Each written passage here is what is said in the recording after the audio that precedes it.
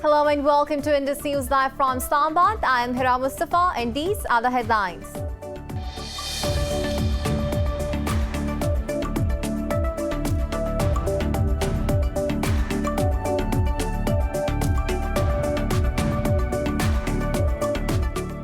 Pakistan's Prime Minister Imran Khan says his country will do everything it can for peace in Afghanistan.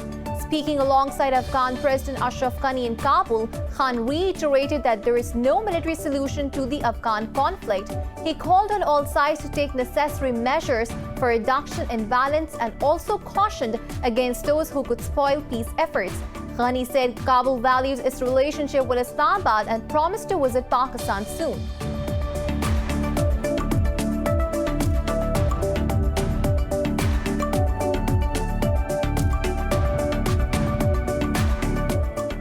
Pakistan has called for a probe into the killing of Kashmiris in fake encounters at the hands of Indian occupation troops. In a statement, the Foreign Office says the international community should hold India accountable over its crimes against humanity. This follows the killing of 4 people in yet another fake encounter in occupied Kashmir. Over 300 Kashmiris have been killed by occupation forces since India stripped the region of its autonomy last year in August.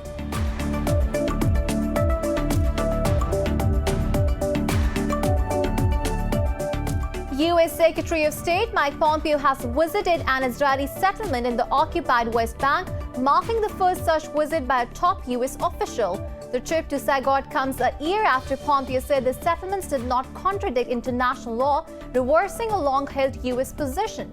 Palestinians have accused Pompeo of helping Israel to cement its control over West Bank land that they seek for a state.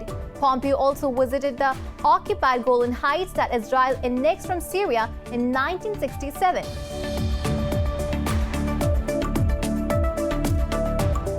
The U.S. death count from COVID-19 has topped the 250,000 mark. India has recorded more than 45,000 new cases of the coronavirus, with the tally approaching 9 million. The countrywide death toll has crossed 131,000, with 585 fatalities in the last 24 hours. Pakistan reported some 2,500 cases and 18 deaths overnight, pushing its toll to 7,248. Globally, the virus has claimed 1.3 million lives and infected more than 56 million.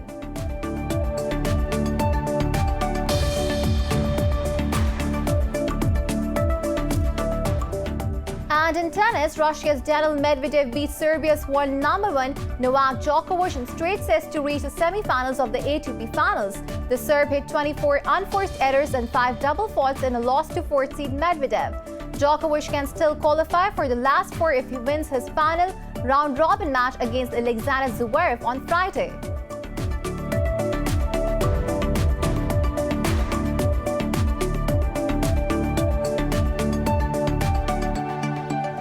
Well, these were the headlines. News in detail coming after the short break. Stay with us.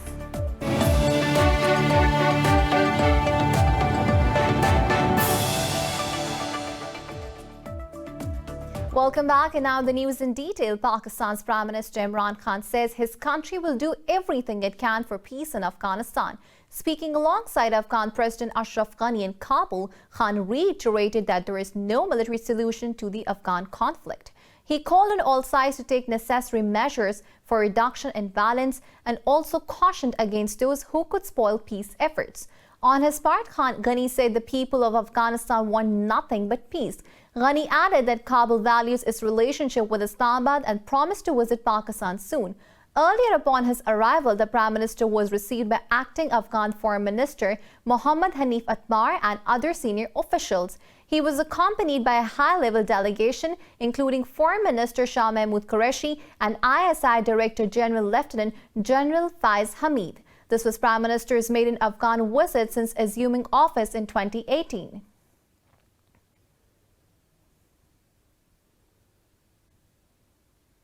Australian elite troops are suspected of unlawfully killing 39 people in Afghanistan over 11 years. The country's military released a long-awaited report into alleged war crimes committed in the South Asian nation. The inquiry stated that 25 serving or former soldiers had carried out crimes or been accessories to them. Australian Defence Chief Angus Campbell says the report uncovers a shameful record of warrior culture by some soldiers. Campbell noted that none of the alleged killings could be described as being in the heat of battle. He said the army unreservedly apologized to the Afghan people. A special investigator will be appointed to determine whether there was sufficient evidence to prosecute. Pakistan has called for a probe into the killing of Kashmiris in fake encounters at the hands of Indian occupation troops. In a statement, the Foreign Office says the international community should hold India accountable over its crimes against humanity. It urged India to put an end to human rights violations in Kashmir. This follows the killing of 4 people in yet another fake encounter in occupied Kashmir. Over 300 Kashmiris have been killed by occupation forces since India stripped the region of its autonomy last year in August.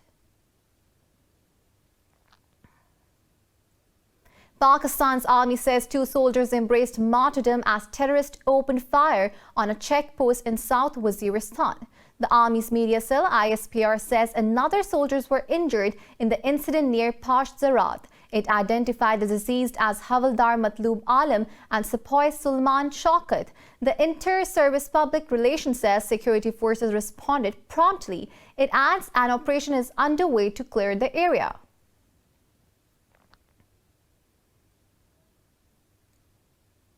U.S. Chargé d'Affaires Angela Aguilar has hailed Pakistan's efforts for conflict prevention in the region.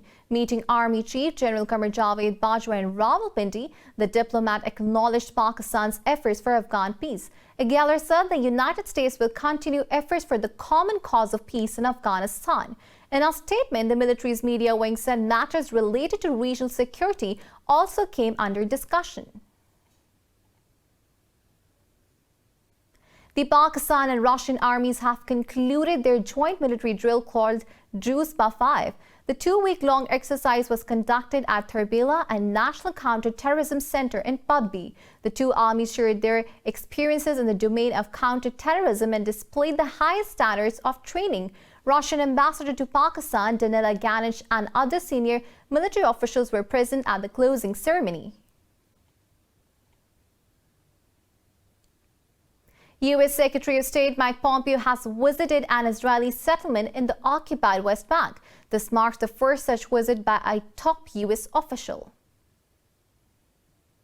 The trip to Sagat comes a year after Pompeo said the settlements did not contradict international law, reversing a long-held U.S. position. Dozens of Palestinians demonstrated outside the settlement and Israeli soldiers responded with tear gas. They accused Pompeo of helping Israel to cement its control over West Bank land that they seek for a state. Sagat is a part of a sprawling network of Israeli settlements in the West Bank that are considered illegal under international law. But the U.S. broke from international community consensus and announced that it no longer considers the settlements as unlawful. Pompeo also visited the occupied Golan Heights that Israel annexed from Syria in 1967 in a move that was not recognized by the international community. Israel has threatened to carry out more airstrikes in Syria if Iran continues its military presence in the country. Prime Minister Benjamin Netanyahu said Israel will not allow any Iranian attempts to attack Tel Aviv from Syrian territory. Netanyahu's office issued a statement hours after a deadly Israeli airstrike in Syria.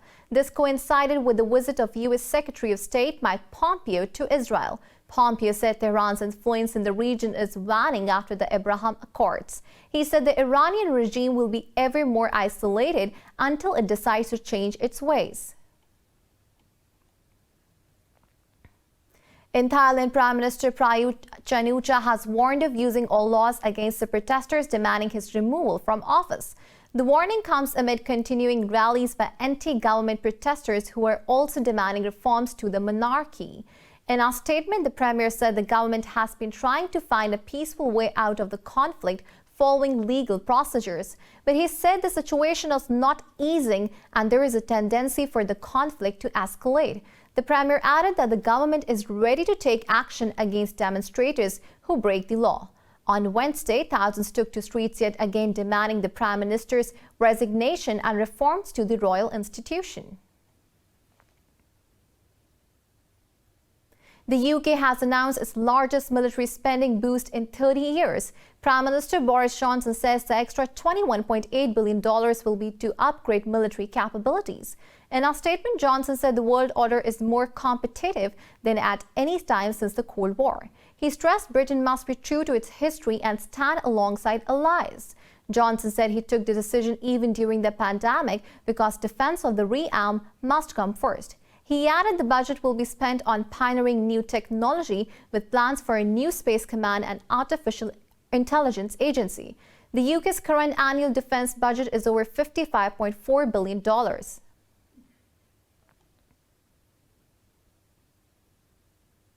U.S. President Donald Trump's election campaign has stepped up legal efforts to discredit the November 3rd presidential election. Over the past 24 hours, the campaign has asked a district judge to declare the results defective in Pennsylvania. The court feeling the state's Republican-controlled legislators should select the electors that will vote for president. The lawsuit also alleges inconsistent treatment by county election officials of mail-in ballots. The Trump campaign said it will file a petition for recount in the Milwaukee and Dane counties of Wisconsin. It said Trump has paid about $3 million for recounts in the two counties. Meanwhile, pro-Trump demonstrations across the country have also picked up pace, with the largest rally so far in Atlanta, Georgia. 3 U.S. senators have announced plans to introduce legislation to halt the current government's proposed arms sales to UAE. The sale includes F-16 and F-35 warplanes, over 14,000 bombs and drones worth $23 billion. Two Democratic and a Republican senator issued a joint statement. It said the Trump administration bypassed the usual congressional review process for the sale. It added that the normalization deal between Israel and the UAE doesn't require the U.S. to fuel a dangerous arms race in the Middle East. The senator said the UAE's recent behavior indicates these weapons may be used to violate international law.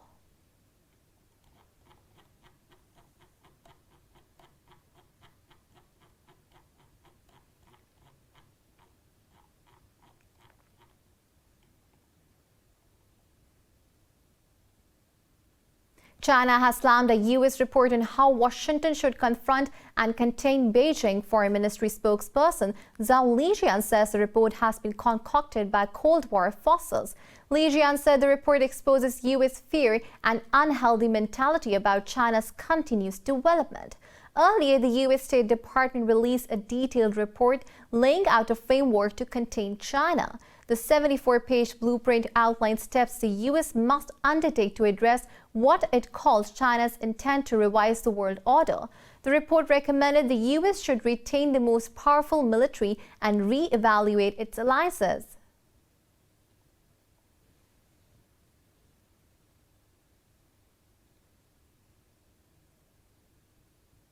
Beijing has condemned Canada's accusations that China poses a cybersecurity threat. Earlier, Canada declared state-sponsored programs in China, Russia, Iran, and North Korea as major cybercrime threats. In a press briefing, China's Foreign Ministry spokesperson Zhao Lijian said Canada's accusations were groundless. The spokesperson said China was itself a victim of cyber attacks. Earlier, Canada's Communications Security Establishment Agency said foreign actors can attempt to disrupt the country's power supplies. It said although it is unlikely that hackers will intentionally cause major damage, but the threat of targeting critical Canadian organizations for intimidation cannot be ruled out.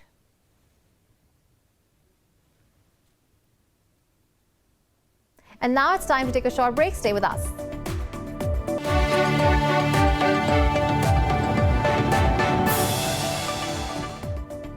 Welcome back, and now moving on to the U.S. death toll from COVID-19 has exceeded the 250,000 mark. Authorities say the Pfizer and Moderna vaccine candidates can be ready for distribution within weeks.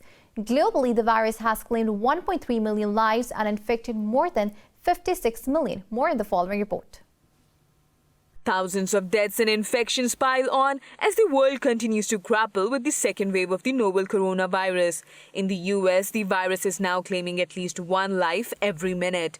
Many states are further tightening restrictions in the last bit to contain the outbreak before the vaccine arrives. And Pfizer, Moderna and BioNTech seek to soon get emergency authorization for their drugs.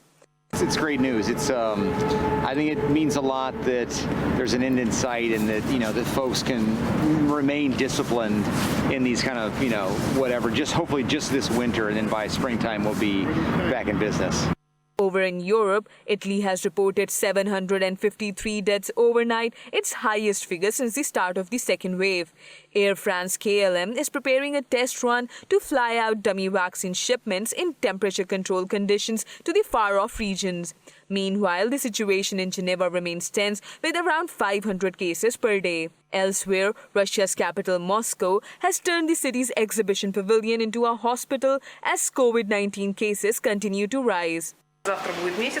Tomorrow will be a month since this hospital started to work. In the beginning, we admitted not so many patients and beds got occupied slowly. But now we admit quite a big number of patients almost every day. The numbers of cases are rising, so the hospital capacity and workload for medical workers are growing too. Patients come in great numbers now.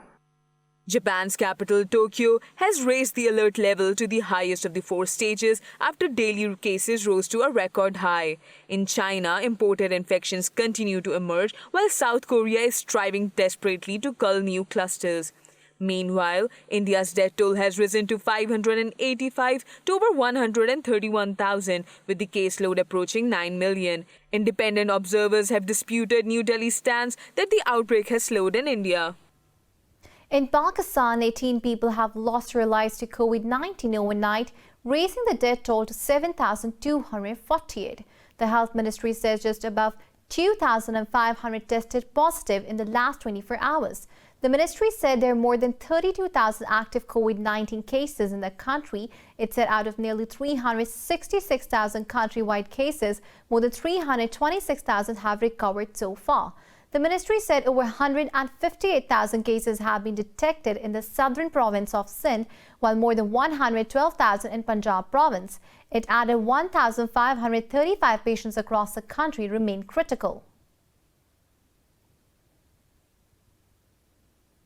Mexico has welcomed the U.S. decision to drop criminal charges against its former defense minister, Salvador Cienfuegos. Washington dropped the charges in favor of investigating Cienfuegos at home.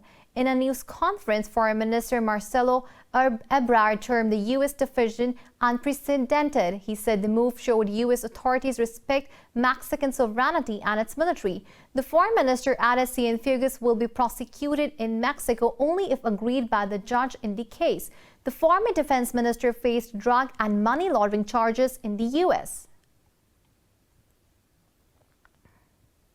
Peru's new president, Francisco Sagasti, has announced his cabinet as the government seeks to tamp down angry protests. For a week, demonstrators have been demanding major reforms to the constitution.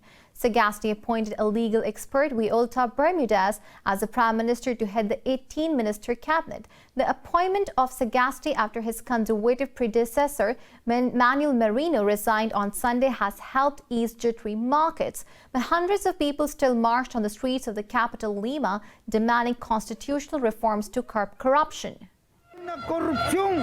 There is corruption in the government, in Congress, and in the municipalities. That is why we march. We are going to insist that this great mobilization that the youth started and which they have offered their lives for continues. And we municipal workers also demand a new constitution. In Sudan, refugees from Ethiopia's Tigray region are in urgent need of humanitarian aid, with local help falling severely short. More in the following report. As the conflict between Ethiopia's federal government troops and the semi-autonomous Tigray region rages on, thousands of civilians have been forced to abandon their lives and flee to neighboring countries. The UN's refugee agency estimates over 27,000 Ethiopians have fled to Sudan. Migrants are struggling to survive under challenging circumstances across the border. We have water, but we need food and clothes. We brought nothing with us, leaving all our belongings at home. We also need a hospital as many of us are sick. Some expectant mothers are in desperate need of help. While the refugees complain about the lack of basic amenities, Sudan's government argues it has set up 8 temporary shelters where they can receive food, accommodation, and medical service. We can see that things are still getting established in terms of the response, the humanitarian response. So it's something that we are monitoring. MSF has set up just today a nutrition screening point at the crossing point so that we can at least observe the people that are coming in and that might have malnutrition.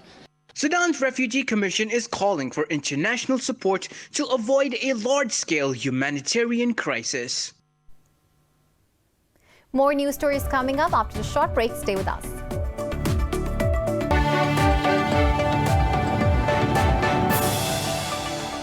Welcome back, and now moving on to a young Afghan woman has opened an art gallery to create jobs, revive traditions and hope during a pandemic. More in the following report.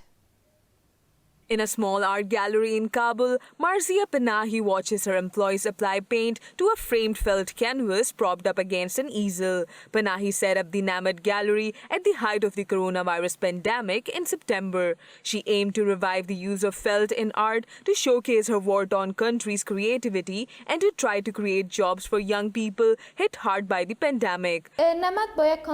Our customers are mostly people who value domestic production, are art-loving, and support the growth of Afghan culture because we do cultural work. We have been able to sell between 30 and 50 paintings recently in the past 1.5 to 2 months. And the prices of our paintings are between $100 to $200 US. After being out of work for months due to COVID-19, Faika Sultani joined the venture. Painting has helped her overcome her depression during the lockdown period. Generally, when I paint, it is a kind of expression of my feelings on canvas, paper, or felt that I enjoy. Painting on felt means that we can revive the old traditions and show people that we can use our Afghan resources and make our lives more beautiful. Afghanistan, where more than 60% of the population is younger than 25, has always struggled with high youth unemployment, but the pandemic's economic impact has exacerbated problems. In Greece, as Christmas bells start to ring this year, candle makers are leveraging the opportunity to their advantage. Candles shaped like Santa are adorned with surgical masks to raise awareness against COVID-19. More in the following report. Alexios Gerakis, a 37-year-old candle maker, owns a shop in the northern city of Thessaloniki. He churns out Santa-shaped candles during the Christmas season every year. But this time there's a twist, and his candles are decorated with face masks. Due to the times, we are also trying to convey a message that health comes first, then everything else. Christmas is a bit of a question mark for all of us this year, I think. We don't know how this will end up. We have to be optimistic, but it is uncertain what will happen. Like many business owners, Gerakis is afraid he won't open in time for Christmas after Greece went into lockdown this month. We are afraid we may not be able to open for the holidays. We don't know yet. We are waiting to see how things will develop. We have prepared to sell online, but it is not at all the same as having an open shop. In terms of visitors, you can't compare the two. The Greek government is hoping to ease lockdown in December, but nothing is certain for now. The coronavirus pandemic has hit a fragile economy which was recovering from a debt crisis.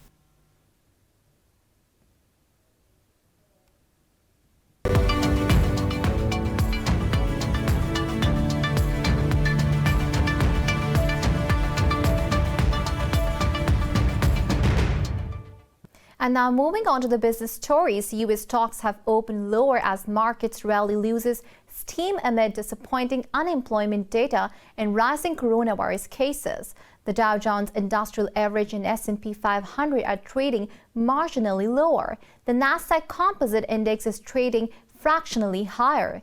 Meanwhile, all futures eased after losing gains from the previous day amid a surge in coronavirus cases.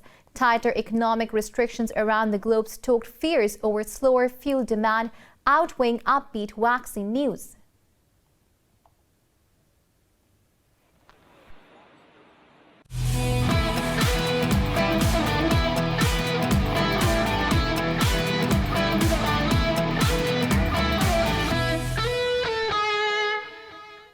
And in tennis, Russia's Daniil Medvedev beat Serbia's world number one Novak Djokovic in straight sets at the ATP finals. The Serb hit 24 unforced errors and 5 double faults in a loss to fourth seed Medvedev.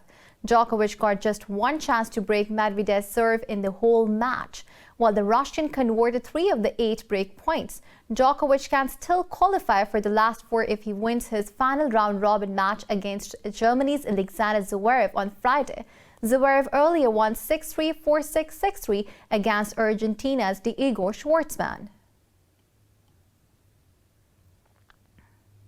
New Zealand and West Indies cricketers have tested negative for COVID-19 ahead of their 2020 and Test match series. In a statement, New Zealand Cricket said they are all on schedule to leave their biosecure facility next week. Players and support staff from both teams arrived in New Zealand last week after fulfilling their overseas commitments.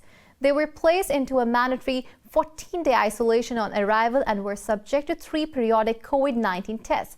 The players were allowed to leave isolation for training sessions after their first COVID-19 test on the 3rd day. The first match of the 2020 series will be held in Auckland on the 27th of November, while a second test series will start on the 3rd of December.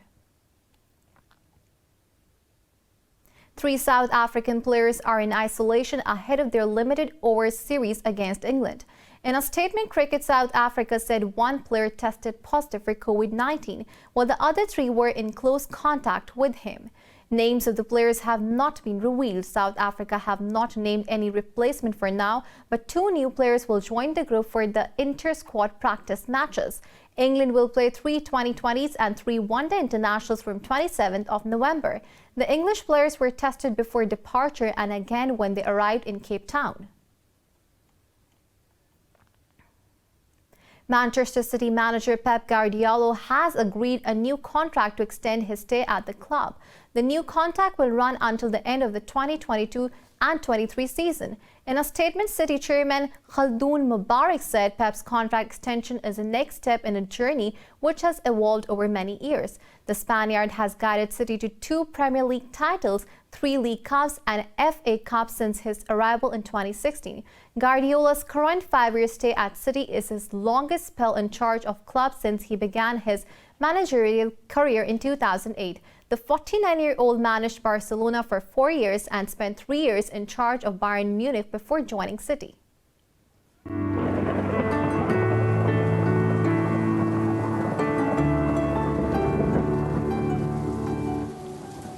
And now it's time to have a look at the weather update across the globe.